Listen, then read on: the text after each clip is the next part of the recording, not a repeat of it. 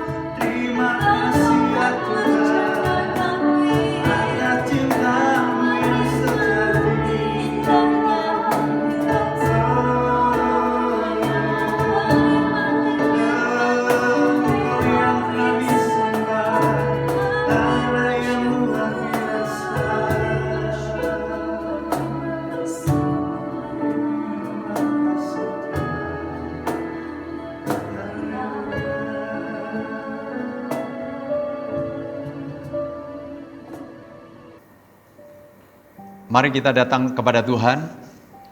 Bapa di surga, kami datang padamu, naikkan syukur kepadamu Tuhan, buat kesempatan yang sangat baik. Biar setiap pujian penyembahan yang kami naikkan kepadamu menyenangkan hatimu. Engkau berkenan berfirman bagi kami. Urapi firman-Mu, urapi hamba-Mu, urapi setiap pendengar yang mendengarkan firman-Mu. Karena firman-Mu berkuasa mengubahkan kehidupan kami. Firman-Mu berkuasa Tuhan menyelidiki hati kami dan menuntun kami berjalan di dalam kebenaran. Terima kasih Tuhan, nyatakan isi hati-Mu bagi kami. Kami siap mendengar. Dalam nama Tuhan Yesus Kristus, kami berdoa dan mengucap syukur. Amin. Shalom Bapak Ibu Saudara yang dikasihi Tuhan. Kita bersyukur buat kesempatan yang sangat baik yang Tuhan berikan bagi kita. Saudara, sebelum kita dengar firman Allah, saya beri latihan singkat. Biar saudara menyimak latihan ini, temukan satu orang yang sangat saudara kagumi. Orang itu bisa orang tua, orang itu bisa suami atau istri, orang itu bisa tokoh, orang itu bisa bintang film, bintang olahraga, atau apapun yang saudara kagumi. Ya, temukan siapa dia. Oke? Pertanyaan kedua atau latihan berikutnya, saudara, kenapa saudara mengagumi orang itu? Apa yang saudara kagumi? Silakan. Nah, saudara, menurut sebuah survei, 95% dari orang mengagumi seseorang karena sikapnya. Yang kedua karena keahliannya. Yang berikutnya hanya penampilannya. Jadi betapa penting sikap hati. Itu sebabnya mari kita juga belajar kalau sikap hati menjadi sesuatu yang penting. Kita seyogianya juga investasi yang banyak untuk membangun sikap hati saudara dan saya. Kali ini saya akan berikan tema pembelajaran kebenaran firman Allah kita, bersikap benar dalam menghadapi masalah. Amsal 4 ayat 23, jagalah hatimu dengan segala kewaspadaan, karena dari situlah terpancar kehidupan. Kitab Amsal menulis agar saudara dan saya menjaga hati lebih dari segala yang perlu saudara dan saya jaga. Karena dari hati timbul segala hal yang baik, dari hati juga timbul segala hal yang jahat. Jadi betapa pentingnya saudara dan saya menjaga hati. Ya saudara, agar kehidupan saudara dan saya dapat memperoleh hal-hal yang baik. Ya, sikap kita terhadap masalah-masalah. Ya, masalah yang paling berat tentu dosa. Kedua mungkin hubungan, karena konflik-konflik ya harus diselesaikan. Bisa sakit penyakit, bisa masalah ekonomi, bisa masalah pekerjaan, bisa masalah studi, apapun saudara. Ya, tetapi ketika saudara dan saya punya sikap hati yang benar dalam menghadapi masalah, saudara dan saya akan menemukan jalan keluar yang terbaik. Sikap hati kita menentukan kita diberkati atau kutuk. Musa berpidato kepada umat Israel di dalam kitab Ulangan pasal yang ke-30 ayat 19 dan 20 di sana dikatakan, hari ini aku memperdengarkan kepadamu, ya, pilih hidup atau mati, pilih berkat atau kutuk. Jadi saudara, itu semua pilihan. Kalau kamu mau hidup, kamu mau diberkati, biar engkau setia kepada Tuhan. Juga saudara, sikap hati kita menentukan kita ini berhasil atau gagal. Di Markus pasal 4 menulis tentang perumpamaan penabur yang menaburkan benih. Ada 4 jenis tanah, saudara. Tanah yang pertama dikatakan tanah yang di pinggir jalan, keras. Tanah yang kedua, tanah yang berbatu-batu. Tanah yang ketiga, semak duri. Dan tanah yang keempat adalah tanah yang subur. Benihnya sama, saudara, tapi hasilnya sangat berbeda. Jadi, sikap hati kita menentukan berhasil atau tidak. Juga sikap hati kita menentukan kita hidup bahagia atau menderita. Pemazmur pasal 32 di sana mengatakan, aku berbahagia karena dosaku telah diampuni, kesalahanku telah dihapus. Saudara, orang-orang yang tahu merendahkan hati, merendahkan diri di hadapan Tuhan, mengakui segala dosa dan salahnya, maka dia akan mengalami kebahagiaan. Sebaliknya, orang yang tetap mempertahankan keakuannya menjadi sombong, saudara, dia akan menderita. Sikap hati juga menentukan kemungkinan atau keterbatasan. Markus 9 menulis, saudara, satu kisah di mana seorang bapak membawa anaknya yang dirasuk roh jahat kepada Yesus. Yesus, tolong anakku dirasuk roh jahat, seringkali membawa ke air atau ke api, mau membinasakan. Tolong kalau engkau dapat. Dan Tuhan katakan, ya, bagi orang percaya segala sesuatu mungkin. Tolong aku yang kurang percaya ini. Jadi saudara, di mana punya sikap hati yang benar, ada kemungkinan-kemungkinan besar yang saudara dan saya bisa raih. Tapi sebaliknya, sikap hati yang salah membawa kita dalam keterbatasan-keterbatasan. Kemudian saudara, sikap hati itu juga membangun persahabatan kita atau permusuhan. Ketika saudara dan saya punya sikap hati yang benar, kita akan makin banyak sahabat.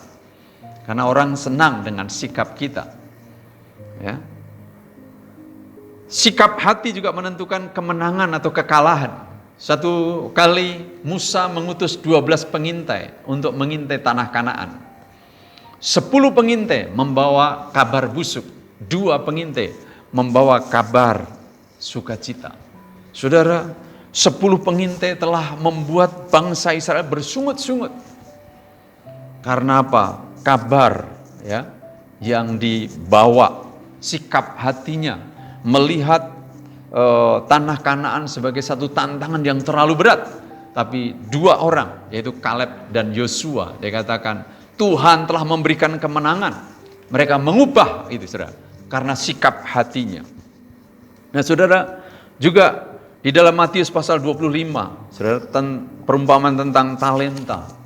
Sikap hati kita membawa kita dalam pertumbuhan atau kemandekan.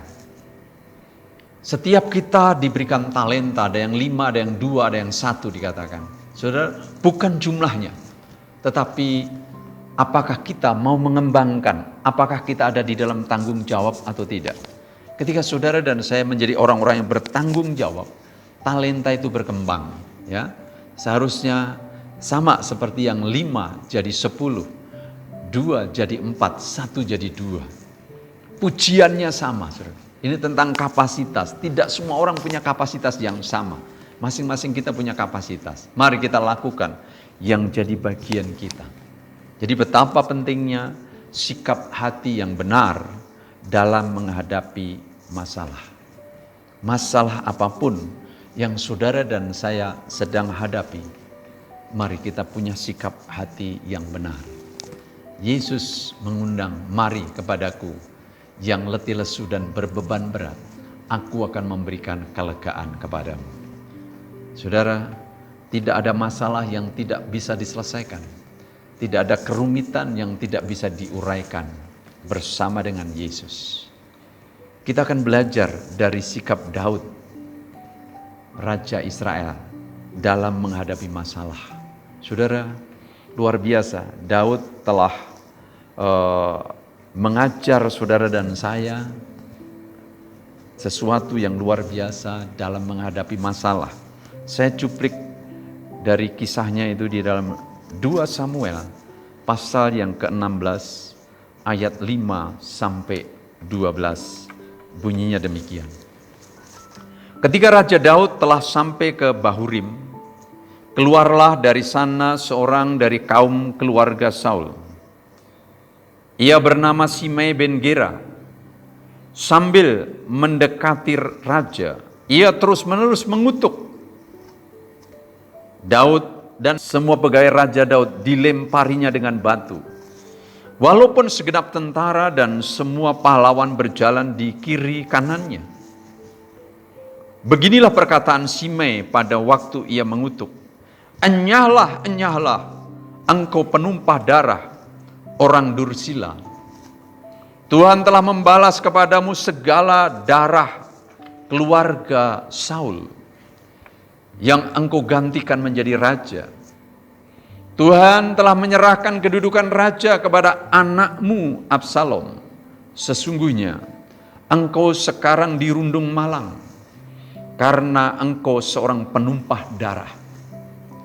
Lalu berkatalah Abisai anak Seruya kepada raja, Mengapa anjing mati ini mengutuki tuanku raja? Izinkanlah aku menyeberang dan memenggal kepalanya. Tetapi kata raja, apakah urusanku dengan kamu, hai anak-anak Seruja? Biarlah ia mengutuk, sebab apabila Tuhan berfirman kepadanya, kutukilah Daud, siapakah yang akan bertanya, mengapa engkau berbuat demikian?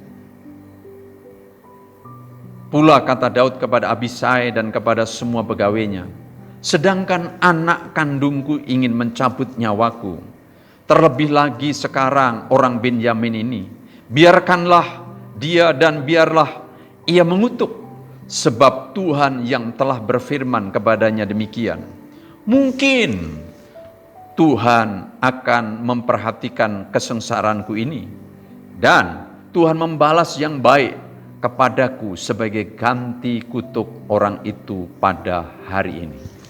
Saudara, ini cuplikan kisah Raja Daud yang sedang berjalan, saudara, mengungsi karena kudeta. Jadi ada 3 hal yang saya mau kita akan belajar bersama di sini.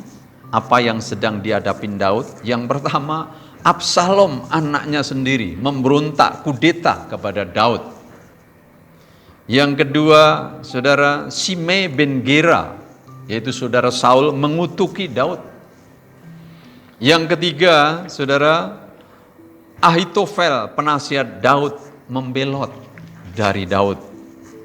Bayangkan saudara, 3 masalah besar yang dihadapi Daud, hal yang tidak mudah. Tapi kita belajar di sini. Sikap yang benar menghadapi masalah. Daud telah belajar dengan sikap yang benar. Ya, yang pertama tadi saudara, Absalom yang memberontak, kudeta, mau merebut kerajaan. Saudara, Absalom ini anak yang ketiga yang lahir di Hebron. Ya, anak yang ketiga, dan Absalom ini dikatakan dia ganteng, saudara, ya, gagah, bahkan rambutnya saja luar biasa, ya, bagusnya Absalom ini. Tapi Absalom ini pernah membunuh kakak tirinya, membunuh Amnon, karena Amnon pernah memperkosa Tamar adiknya, dan dia pernah melarikan diri, kemudian kembali lagi dan baikan lagi. Sesudah itu saudara, Absalom ini ternyata hatinya jahat, saudara. Ingin menggulingkan kerajaan ayahnya, ingin menggulingkan kerajaan Daud dengan cara mencuri perhatian orang-orang Israel. Saudara, dikatakan di dalam 2 Samuel pasal 15 ayat 5 dan 6, apabila seseorang datang mendekat untuk sujud menyembah kepadanya, maka diulurkannyalah tangannya, dipegangnya orang itu dan diciumnya. Cara yang demikian diperbuat Absalom kepada semua orang Israel yang mau masuk menghadap untuk diadili perkaranya oleh raja. Dan demikianlah Absalom mencuri hati orang-orang Israel. Saudara, Absalom dengan beberapa orang pasukannya memang menyiapkan kudeta ini telah lama. Jadi kurang lebih ada 4 tahun mencuri perhatian. Dia ada di pintu gerbang, mencegat orang-orang yang mau menghadap ke raja, ketemu dengan Absalom. Ya, kalau aku jadi hakim, aku akan perlakukan yang baik tentang kamu. Jadi itu dilakukan. Nah, sesudah genap, saudara, 4 tahun, dia rasa pengaruhnya sudah besar. Di ayat yang ke-10, dalam pada itu Absalom telah mengirim utusan-utusan rahasia kepada segenap suku Israel dengan pesan, segera sesudah kamu mendengar bunyi sangkakala, berserulah, Absalom sudah menjadi raja di Hebron. Jadi sudah dirancang begitu rupa, saudara. Dan tadi cuplikan yang kita baca di 2 Samuel pasal 16 tadi, Daud sedang melarikan diri ya, jauh dari ancaman orang-orang yang sudah bersama-sama dengan Absalom. Nah, saudara, akhirnya singkat cerita ada di dalam pertempuran antara tentaranya Daud dan tentaranya Absalom. Nah, saudara, kita mendengar, kita membaca kisahnya bahwa akhirnya waktu dalam peperangan Absalom naik bagal di hutan, saudara. Absalom kepalanya tersangkut di pohon tarbantin, saudara. Ya, jadi lehernya nyangkut, dia tergantung antara langit dan bumi. Dan ketika ada tentara yang memberitahu kepada Yoab, panglimanya Daud, saudara, maka Yoab langsung mengambil tombak dan membunuh Absalom. Saudara, jelas memang setiap kita seharusnya hormat sama orang tua, hormat terhadap otoritas. Ya, Absalom tidak hormat terhadap Tuhan, tidak hormat terhadap orang tua. Akhirnya mati dengan sia-sia karena pemberontakannya. Tapi saudara, yang kita belajar dari sikap Daud yang kita belajar, saudara, 2 Samuel 18 ayat 33, ketika Daud mendengar, dan memang Daud sebelum itu sudah pesan kepada tentaranya, perlakukan Absalom dengan lembut, jangan bunuh dia. Tapi rupanya Yoab tidak sabar, saudara, melihat musuhnya harus dibunuh. Ya, saudara, ketika Daud mendengar berita itu, di ayat 33 pasal 18 dari 2 Samuel, maka terkejutlah raja dan dengan sedih ia naik ke anjung pintu gerbang lalu menangis, dan beginilah perkataannya sambil berjalan, anakku Absalom, anakku, anakku Absalom, kalau aku mati menggantikan engkau Absalom, anakku, anakku. Saudara, memang sedih juga karena timbulnya pemberontakan, saudara. Sakit tentu di hati ini. Tapi kita melihat hati Daud, sikap hati Daud tetap mengasihi Absalom, saudara. Dia menangisi kematiannya. Dan saudara, kita belajar sih. Yang kedua tentang Shimei bin Gera ini, saudara. Mengutuki Daud. Dan saudara, mengutuki, enyalah engkau penumpah darah orang Dursila. Padahal saudara, di dalam kitab Keluaran pasal 22 ayat 28 kata, janganlah engkau mengutuki Allah dan janganlah engkau menyumpahi seorang pemuka di tengah-tengah bangsa. Kita harusnya memberi hormat. Ya, pertama, hormat kepada Tuhan. Yang kedua, hormat terhadap pemimpin yang ditetapkan Tuhan. Tapi saudara, Shimei, ketika Daud sedang melarikan diri, ya, sampai di Bahurim ini, saudara, dia mengutuki. Tapi saudara, ketika Absalom yang kudeta gagal, Daud akhirnya kembali menjadi raja, ya, kembali dari pengungsian mau ke Yerusalem. Ini Shimei bin Gera ini menyambut, saudara, menyambut daripada Daud, merendahkan diri, ya. Maka waktu Salomo mau menggantikan Daud menjadi raja, Daud berpesan begini, saudara. Di dalam 1 Raja-Raja pasal 2 ayat 8, juga masih ada padamu Shimei bin Gera, orang Benyamin dari Bahurim. Dialah yang mengutuki aku dengan kutuk yang kejam pada waktu aku pergi ke Mahanaim. Tetapi kemudian ia datang menyongsong aku di sungai Yordan, dan aku telah bersumpah kepadanya, demi Tuhan, takkan kubunuh engkau dengan pedang. Daud, saudara, tidak mau membunuh karena kerendahan hati atau Shimei bin Gera telah meminta maaf. Saudara, Daud mengampuni, ya, sikap hatinya mau mengampuni. Kita belajar, saudara, orang yang menyakiti saudara dan saya, Mari kita minta anugerah Tuhan, minta kemampuan daripada Tuhan. Untuk saudara dan saya juga bisa mengampuni.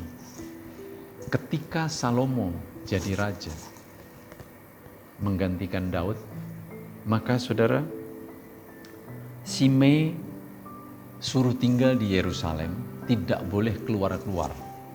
Kalau keluar, udah bersetuju, saudara, kamu dibunuh mati. Dan saudara, waktu lewat 3 tahun, 2 hamba Simei bin Gera ini lari, saudara, ke Gad. Dan Simei berkemas mencari, saudara. Ketemu si hambanya, dibawa pulang lagi. Dan sesudah itu, Salomo bertemu dengan Simei. Bukankah kita sudah janji? Kamu tidak boleh keluar-keluar. Kamu ini pernah jahat, mengutuk ayahku. Dan kita sudah berjanji, kalau kamu keluar-keluar, aku akan bunuh. Dan akhirnya saudara, Raja memberi perintah kepada Benaya bin Yoyada untuk memancung kepala Simei. Akhir dari kehidupan Simei terbunuh, terpancung. Karena apa, saudara? Tidak hormat terhadap pemimpin. Tapi Daud, saudara, tetap mengampuni. Ya, yang memancung adalah zamannya Salomo. Waktu zamannya Daud, dia diizinkan tetap hidup. Yang ketiga, saudara, kita belajar ya dari sikap hati Daud terhadap Ahitofel, penasihatnya. Bayangkan kalau saudara dan saya punya penasihat, seharusnya dekat, memihak kepada kita, tapi penasihat ini membelot, saudara. Waktu Absalom memberontak, kudeta, dia memihak kepada Absalom, ya, memberi nasihat, ya, dan membelot, saudara. Dan saudara, ketika membelot, saudara, Daud tahu ketika itu membelot, saudara, ya. Di 2 Samuel 15 ayat 12 katakan begini, ketika Absalom hendak mempersembahkan korban, disuruhnya datang Ahitofel, orang Gilo itu, penasihat Daud dari Gilo kotanya. Demikianlah persepakatan gelap itu menjadi kuat dan makin banyaklah rakyat yang memihak Absalom. Termasuk Ahitofel. Betapa menyakitkan hati Daud, saudara. Seorang penasihat yang membelot. Orang yang dekat, yang selama ini ya diajak bincang-bincang tentang masalah, nggak taunya membelot, menyakitkan. Tapi saudara, kita belajar dari Daud, saudara. Daud tidak membalas itu, tapi Daud, saudara, dikatakan tetap berdoa. Di ayat pasal 15 ayat 31, ketika diberitahukan kepada Daud bahwa Ahitofel juga ikut bersama komplotan Absalom, berdoalah Daud demikian, ya Tuhan, kiranya gagalkanlah nasihat Ahitofel. Saudara, tidak mudah memang menghadapi berbagai kesulitan-kesulitan ini. Tapi mari kita belajar punya sikap hati yang benar. Apa akhir hidup daripada Ahitofel, saudara? 2 Samuel 17 ayat 23 mengatakan begini. Ketika dilihat Ahitofel bahwa nasihatnya tidak dipedulikan, dipasangnyalah pelana keledainya, lalu berangkatlah ia ke rumahnya, ke kotanya, ia mengatur urusan rumah tangganya, kemudian menggantung diri. Demikianlah ia mati, lalu ia dikuburkan dalam kuburan ayahnya. 3 orang yang membuat masalah besar dalam kehidupan Daud, semuanya mati sia-sia. Absalom mati tergantung di pohon tarbantin, saudara, karena memberontak. Kemudian saudara, Simei bin Gera mati dipancung oleh Salomo. Ahitofel penasihat Daud mati gantung diri. Tiga-tiganya, saudara, orang yang membuat masalah akan tragis juga. Itu sebabnya mari kita punya sikap hati yang benar. Daud, saudara, terhadap Absalom yang kudeta, yang memberontak, dia tetap mengasihi. Terhadap Simei bin Gera yang mengutuk, saudara, dia, saudara, mengampuni. Terhadap Ahitofel, penasihat yang membelot, dia berdoa. Saudara, kasih, pengampunan, dan doa menjadi kekuatan untuk saudara dan saya punya sikap hati yang benar. Mari, saudara, di situasi yang tidak mudah ini, kita menghadapi goncangan dunia dengan COVID-19 yang memberi dampak kepada segala aspek hidup, perubahan dalam segala aspek hidup. Kita harus punya sikap hati yang benar. Supaya apa, saudara? Hidup kita tetap di bawah anugerahnya Tuhan. Daud akhirnya kembali memimpin jadi raja, saudara. Dan dia makin dimuliakan oleh Tuhan. Makin kuat kerajaannya, saudara. Sekalipun ada rongrongan tadi, saudara, kita belajar. Ketika kita punya sikap hati yang benar, masalah boleh bertubi-tubi datang, saudara. Tetapi percayalah, anugerah Tuhan, kemurahan Tuhan akan terus membawa kita mencapai tujuan yang Dia sudah tetapkan.